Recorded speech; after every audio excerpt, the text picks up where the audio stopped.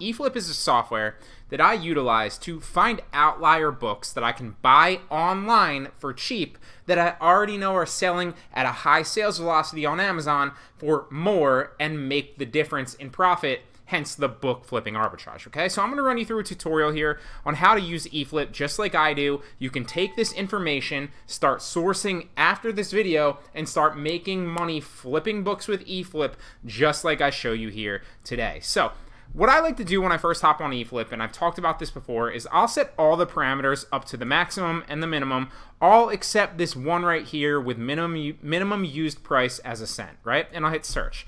And what that's going to do is every once in a while, it's going to show me outlier books that are like a cent or super cheap. You see here the cheapest one right now is about 50 cents. But every once in a while, I want to hit this, and it's just kind of like a habit that I have when I first log on to see if I can get any books very cheaply to my door, right? There's a number of reasons I like to personally do that.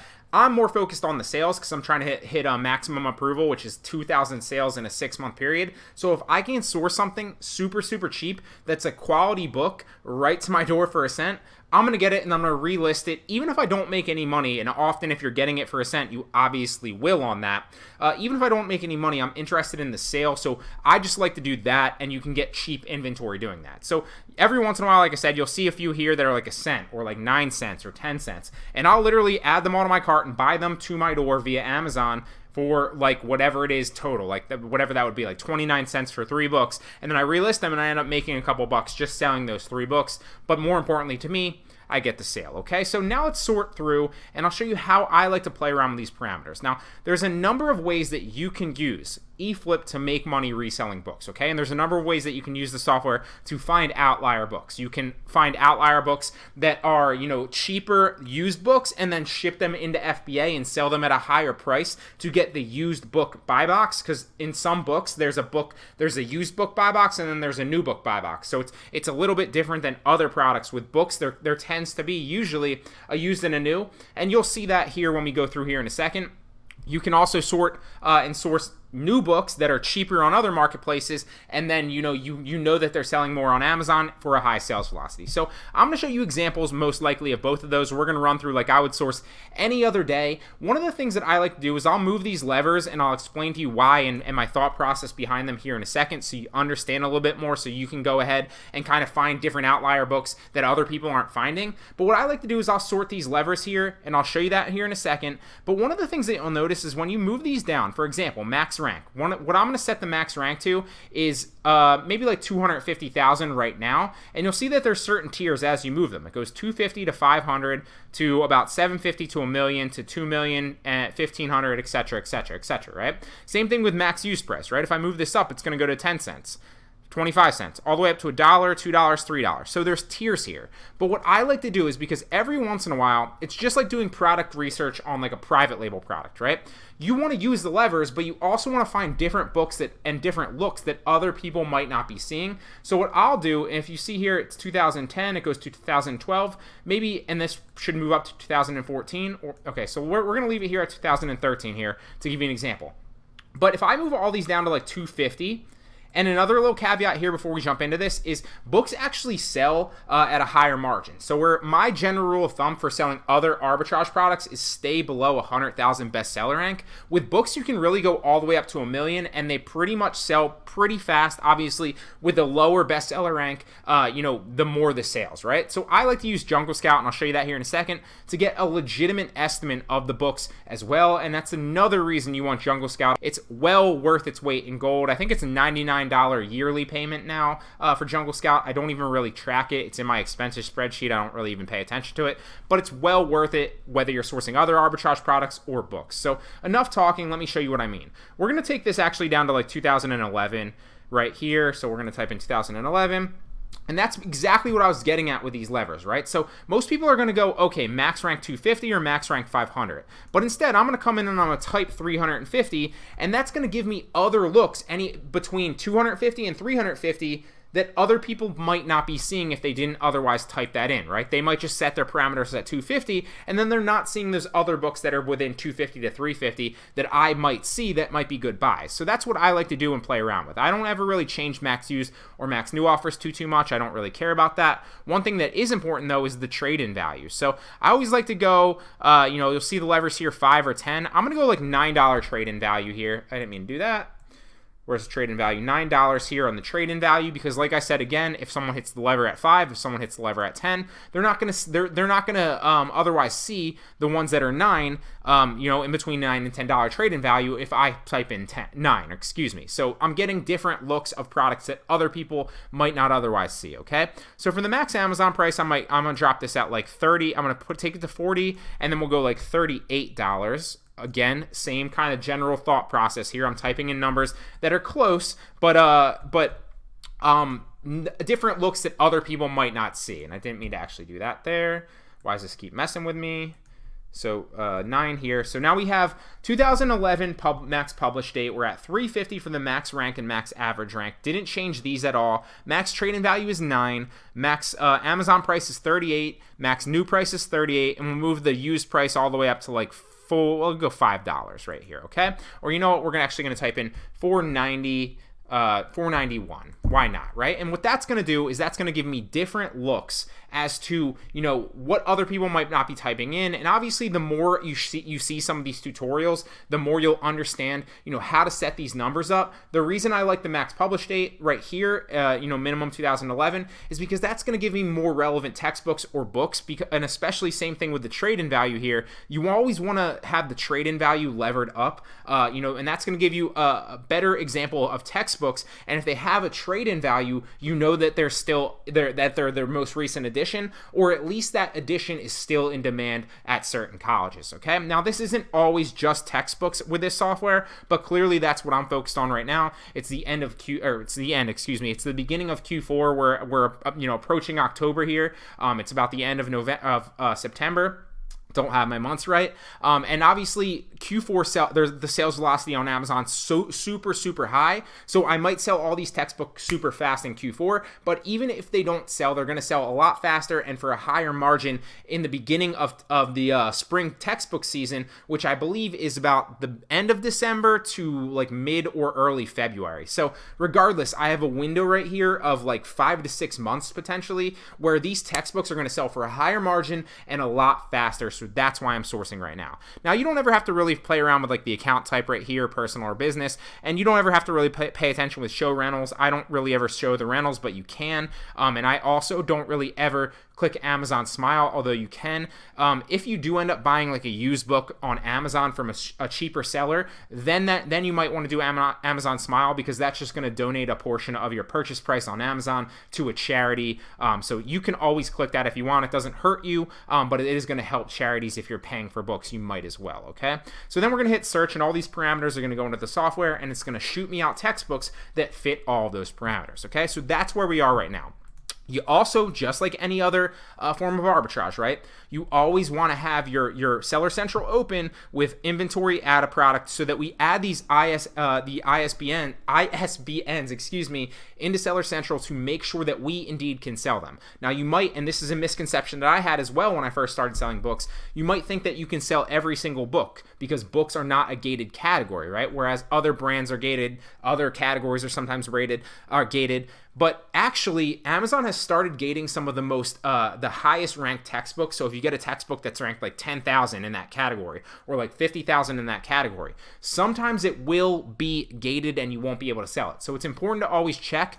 99.9% of the time, you're going to be able to sell the book, obviously, but it's always just important to check so you're not dropping like 30 to 40 bucks on a book and finding out that you can't sell it, because that would be bad, right? So it's also important to keep track of your inventory, and once we get a potential good buy, I'll show you kind of how I do it. I like to do it this way. I'll have like title of the book so I know exactly what comes. So when it comes to my house, I'll check my spreadsheet and be like, okay, this came. Same thing with a link to the book on Amazon, so that I don't play any guessing games in the future. I'm not scanning it in, because when you do use the seller app or you're scanning a book in, obviously most of the time it's going to give you the right book in the right condition, in the right variation, and so on and so forth. However, it does does sometimes scan in and give you a different copy of the book or a different version of the book or a different book altogether. So I don't want to play any guessing games. I just like to have the link, and I'll literally go in, click the link, grab the ISBN, and add it to Seller Central via my laptop from the link, so I'm not playing any guessing games and I just know, okay?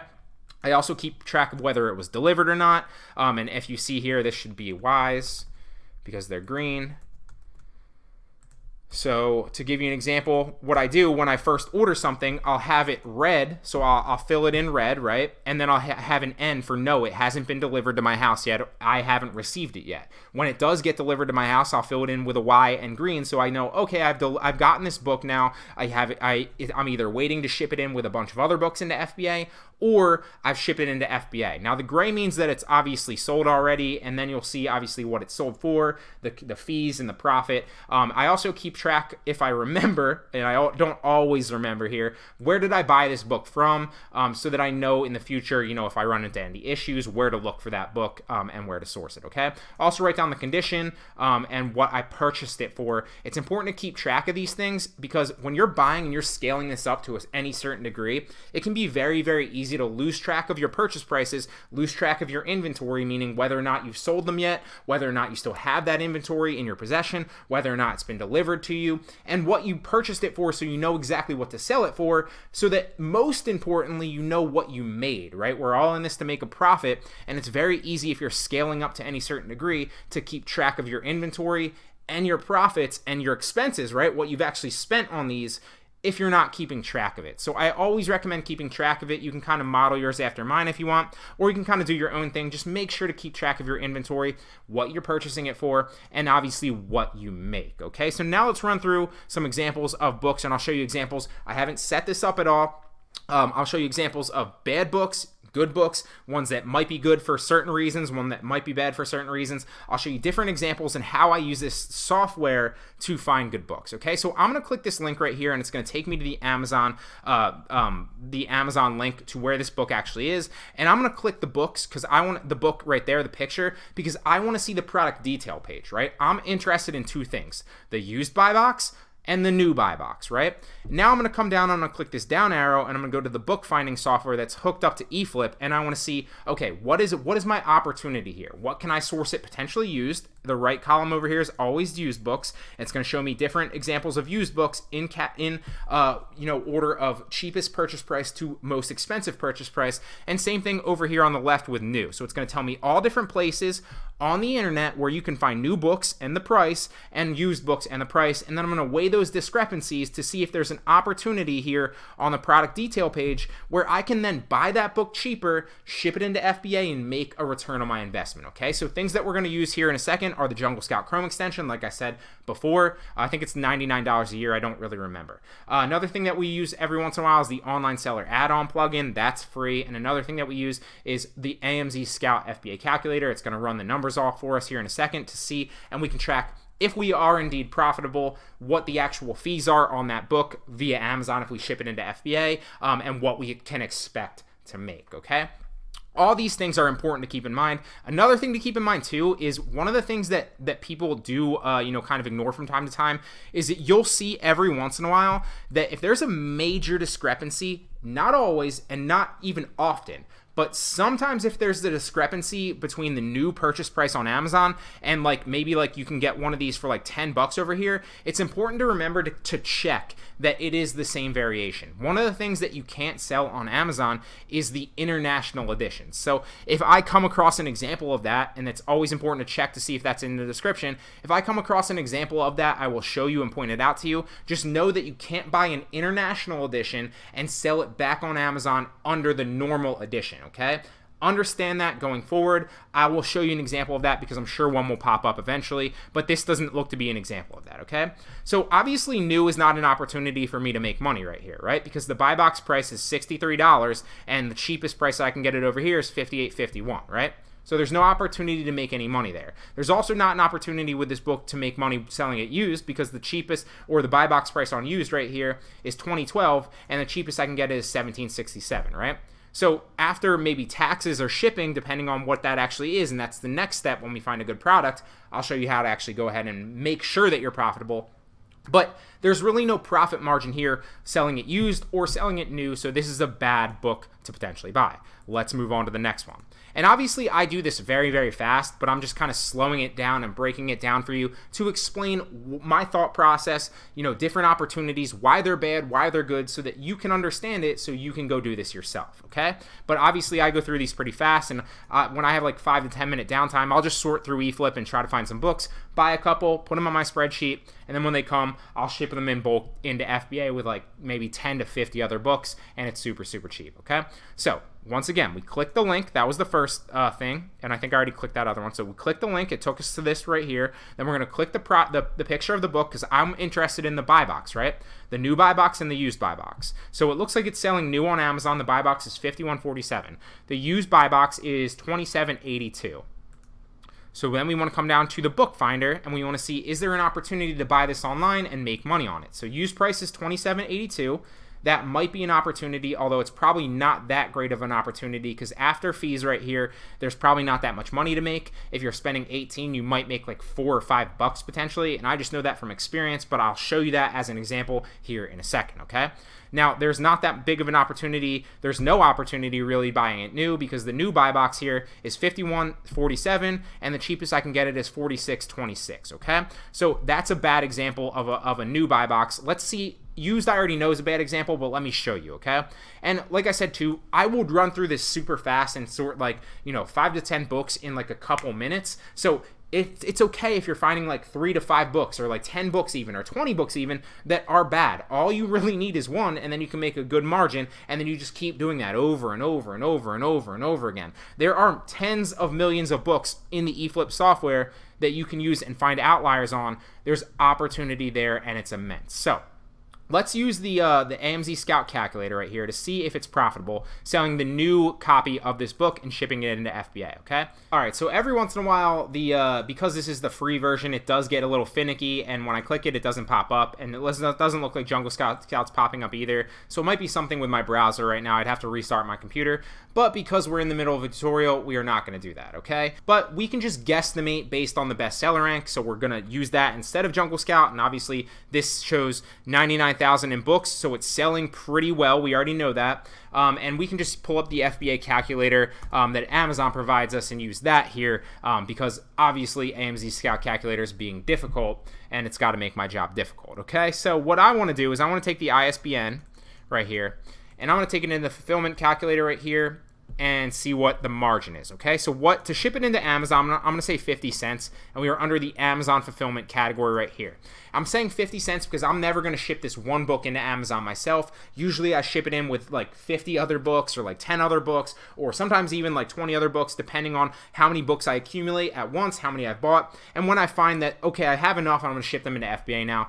So I'm never shipping one-off books. It's always very, very cheap. The item price to me is, and we're going to check this to make sure that there's no tax or shipping here. So we're going to click this. And it looks like if we add this to the cart, it looks like $8.29. $8.29 with, where's the shipping? Proceed to the checkout. And it is free shipping. So it does become, it is $8.29 total. So $8.29 is the actual price to us, right? The item price is $18.29. Then the cost, $18.29. It's been so long since I've actually used this one. $18.29 is the cost of the product. The item price is, what's the buy box price used, is $27.82, okay? So $27.82. And that's going to probably tell us that there's a small margin. This isn't even a good one because it's no margin, right? I'm losing $1.72. So like I said, that is an example of a bad product and you want to avoid that. So we're going to find another example of a good one really fast. I'm going to start going through this pretty fast to show you so I can find one and give you an example of a good one that you can buy and make money off of. So again, we're on the product detail page of this third one right here. We're going to click the bookfinder to see what our opportunity to buy it and if there's a margin here. The new buy box is 46 roughly. The used buy box is about 33. So there's an opportunity to buy this used and make money. There is not really an opportunity to buy it new because the discrepancy in price isn't really there. I can buy it for $36.46. That's the cheapest, but then it sells for $10 more. So after shipping it into Amazon and after the fees, I might either not net anything or even lose money or maybe make $1 or $2, but it's not worth my while to spend $36 and make $1 or $2, right? So now we're focused on the used one right here. So the used buy box is at $32.95.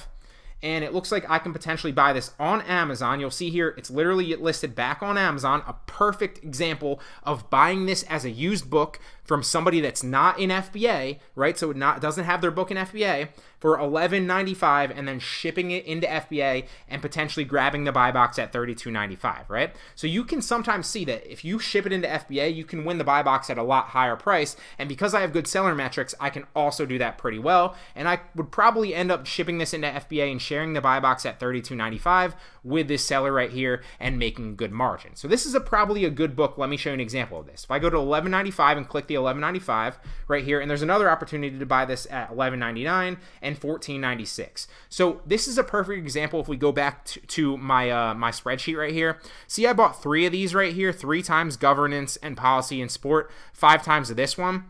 And you'll see that I purchased these on Amazon. This is exactly what I did right here for that price right there, and that averaged out at that a book. So that's what I paid per book. That's what I paid for 3 of those. That's what I paid per book in average. That's what I paid for 5 of those, right? Same thing with this one. If I found that I could potentially make good margin on $11.95 and there's still good money to be made, I might buy all 3 of these and then just average them out total and ship them into FBA and make good money, okay? There's a good opportunity to do so, but just trying to spitballing ideas for you to keep it, to spur ideas for you so you can use it to make money in whatever way you wish, okay? So right here, use acceptable for, what is that, $11.95 right here, plus a little bit of tax.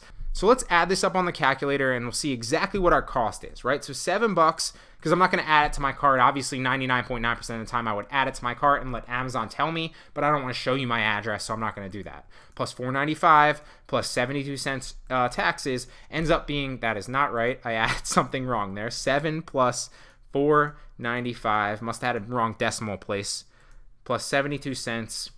Is $12.67 for this book, okay? And remember, it is selling, so $12.67, I can ship it into FBA for $32.95, so hopefully this works now, but I doubt it will. Of course, why would it? So the item price, let's actually take the ISBN really fast. And it's so much easier when this actually does work because it's just a drop down and has all the information for you already. But like I said, check out the other book eFlip tutorials if you want to see me use that. Because it's not working right now and I don't feel like, because I'm in the middle of the tutorial and already recording, I'm just going to go through and use the FBA calculator that Amazon has to show you an example of that, okay? So what I want to do then is I want to come in and I'm going to paste this into the FBA calculator. So we're going to paste the ISBN. And it looks like 10 steps. It looks like it has both of those. 10 steps.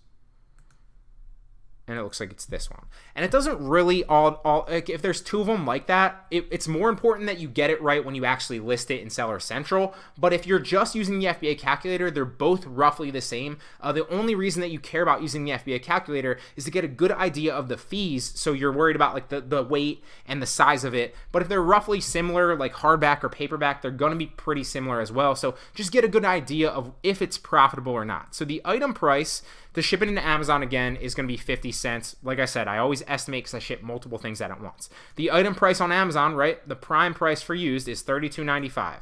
So $32.95. The cost of my product is, what did we say? $12.67. So let's go back, $12.67. And that's going to tell me that I'm going to make a profit of about $7.76, right? So if I buy this book for $12.67 via this other seller right here, Once Upon a Time Books, and they have good ratings, so that's a good sign. It's used acceptable. The buy box is also used acceptable, so it's not like a used like new condition. So I'm not competing against used like new to win the buy box. So I can definitely win the buy box against this person, or at least match the buy box price and share it with them.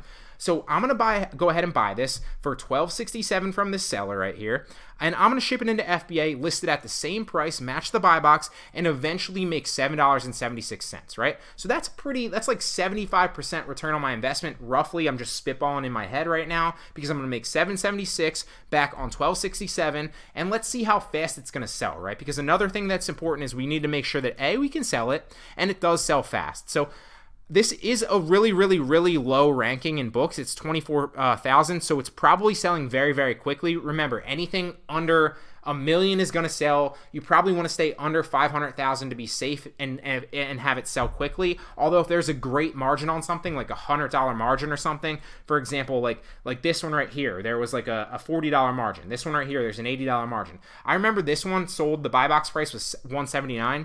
I bought it for $63, and I think the rank was like 800 something thousand, right? But it eventually sold anyway, and I made a good margin on it. So it all depends on how long you're willing to wait on your money to get it back, and how much you're spending, right? There's so many different nuances. I'm just giving you examples. So because Jungle Scout, like my computer's not working right now for whatever reason, it seems like I need to reboot it. These plugins just stopped working.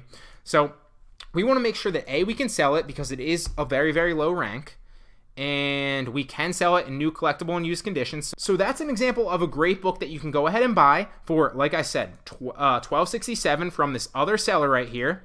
If I add this to my cart and buy it, and then I'm going to ship it into FBA and make that money. Now, I would also go back and I might buy this one for $11.99, knowing that I'm already profitable, and I'll probably stay away from this because I'm only going to make $7 on it, so I don't want to add like another $4 or $3 or whatever that is to my profit margin. But this one's only 4 cents more, so I would go ahead and buy this as well, okay? So there's a great example of another product. Now, I'm not just going to ship those 2 books into FBA, right? I'm also going to go through and sort through all these other books, go to a couple more pages and sort through all these other books, maybe do like a half hour or an hour of product research and find like 10 to 20 that I'm going to put into this spreadsheet. And then once they come to my house, I'm going to ship them all into FBA, make sure I list them for the right price, match the buy box potentially, and then just collect the money and let Amazon do all the legwork for me. So that's how you use eFlip to find outlier books. It's very easy to use. You can, like I said, buy them. This is a great example of buying something used on Amazon and then shipping it into FBA to win the buy box. Look, he's prime right here at $32.95, and he's beating out somebody that is like almost $30 cheaper than him. So it's pretty crazy that you can do that, but you can, if you're willing to buy it cheap, ship it into FBA, and then you can sell it like that.